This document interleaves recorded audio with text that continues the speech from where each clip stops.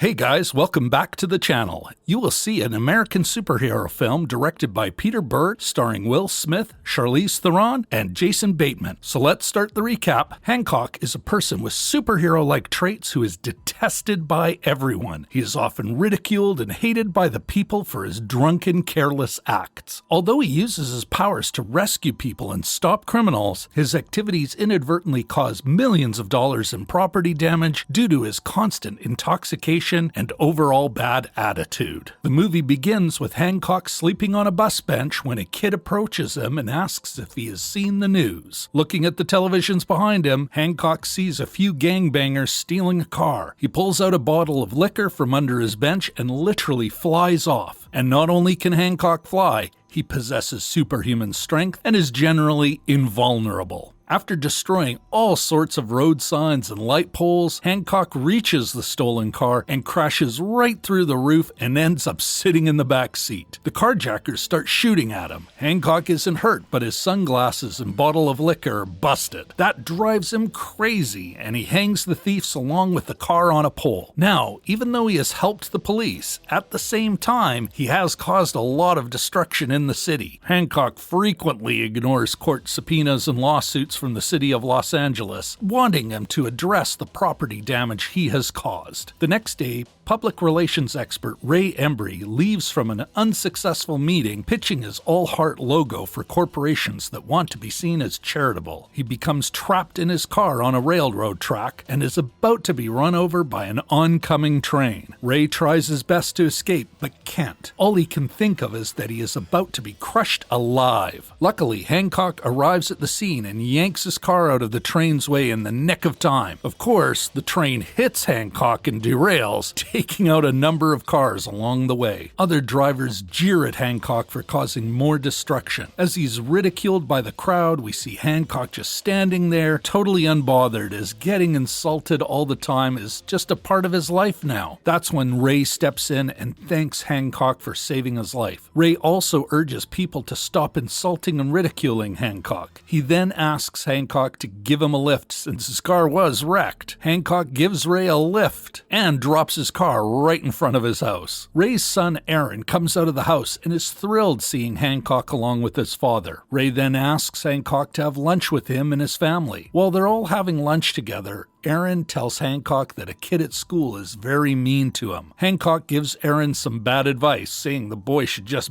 beat him. As Hancock is about to leave, Ray says to him that he wants people to like him since he works for their welfare instead of people being mad at him. He wants Hancock to have a fan following for all the good work he does. Ray then offers to improve Hancock's public image, and Hancock grudgingly accepts. After Hancock leaves, Ray's wife Mary tells him to stay away from Hancock because he is a bad influence and being around him is a waste of time. Ray thinks she believes that because that is all they say and show about him on television and news. They don't talk about all his good deeds. Rather, they highlight his drunken and careless acts. The movie then cuts to Hancock sitting on the roof of their house and listening to everything Ray and Mary were saying about him. That's when he has a moment of self-reflection and pledges to only do good deeds. With that in mind, Hancock cleans himself up and goes to see Ray the next day. Ray shows him a bunch of videos of all the bad deeds he's been doing over the years. Hancock witnesses a video of him assaulting a man selling ice cream. We can even see that all his clothes are ripped and burnt, while all the people around the ice cream truck, even the children, are laughing at him and making fun of him. Ray then explains to Hancock that things like that are the reason people dislike him so much, to which Hancock argues that his clothes were all ripped and burnt because he had just saved a bunch of people from a burning building, and that he was eating ice cream to relieve his thirst. Ray then shows Hancock another video of him where he picks up a huge whale, throws it back into the sea, but unfortunately the whale lands straight up on a boat,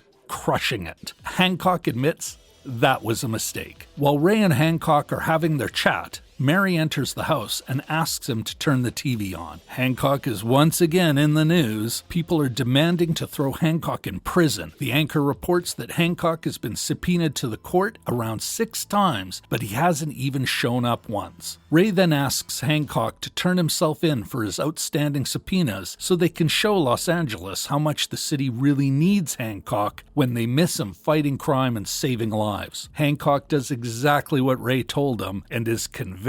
As Hancock goes to jail, a bunch of other inmates jump him because he was the reason a lot of them were in jail in the first place. He immediately causes trouble, assaulting 2 fellow inmates that refuse to leave him alone. Hancock is then visited by Ray, who encourages him to be patient. He is also later visited by Mary and Aaron, who bring him homemade spaghetti. Now that Hancock is in jail, Los Angeles' crime rate rises. Back in the day, criminals feared Hancock. Now that he's locked up, they're openly committing crimes. Ray comes to meet Hancock again after a few days, but this time Hancock tells him that he is tired of being locked up, but he's not going to give up. Ray then tells him that he is going to be locked up for 8 years, to which Hancock says that he won't be able to do it. Ray then encourages him and tells him to stay calm because if his behavior is good, they might reduce his sentence. Ignoring all that Ray told him, Hancock breaks the door down and tries to escape the prison. Ray urges him to stop, but when Hancock doesn't listen to him, he tells him that all that his behavior shows, what people say about him is actually true, and he is in fact useless because he cannot control himself. Hearing all that Ray was saying,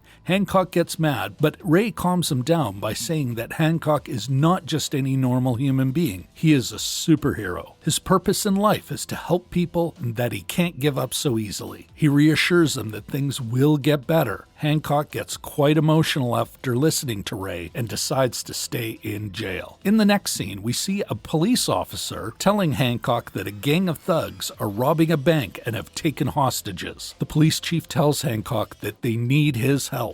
With a new costume from Ray, Hancock is released from jail and makes a triumphant return. Hancock is now being careful. He makes a safe landing instead of a destructive one. He then praises all the police officers for all the good work that they have been doing over the years. An officer tells Hancock that another officer is stuck behind a car and that he has to save her. Hancock wins the respect of all the police there by rescuing the wounded police officer. Hancock then enters the bank. One by one, Hancock takes each thug out. The only one left in the bank is the gang's leader, Red Parker. He threatens to set off a bomb if Hancock comes any closer to him, and that all the innocent hostages will be killed. Hancock, of course, deals with this thug too and saves the hostages. Hancock is applauded for handling the bank robbery and becomes popular, as Ray predicted. He goes out to dinner with Ray and Mary, with whom he reveals his apparent immortality and his amnesia from 80 years ago. After Hancock tucks a drunken Ray in bed, he discovers that Mary also has superhuman powers. He threatens to expose her unless she explains their origins. Mary eventually tells him that they have lived for 3,000 years with their powers, having been called gods and angels in their time. She also explains to him that they are the last of their kind and are meant to be paired. However, Mary does not tell Hancock the entire truth, and Hancock departs to tell Ray about the conversation. Mary finds out about Hancock's conversation with Ray, which results in a battle between Hancock and Mary that takes them to downtown Los Angeles, causing significant destruction to the area. Ray is downtown in a business meeting when he sees and recognizes his wife using abilities like Hancock's. Hancock then meets Ray and Mary back at their house. Mary explains that Hancock is technically her husband, explaining that they were built in twos and that they are drawn to each other over time and great distances. When later intervening in a liquor store robbery, Hancock is shot and wounded. Visiting him at the hospital, Mary explains that when a pair of immortals get close to each other physically, they begin to lose their powers. She also tells them that she and Hancock have been attacked as a couple many times throughout history, most recently being in an alley in Miami 80 years ago. His skull was fractured during the attack, causing amnesia. To save his life at the time,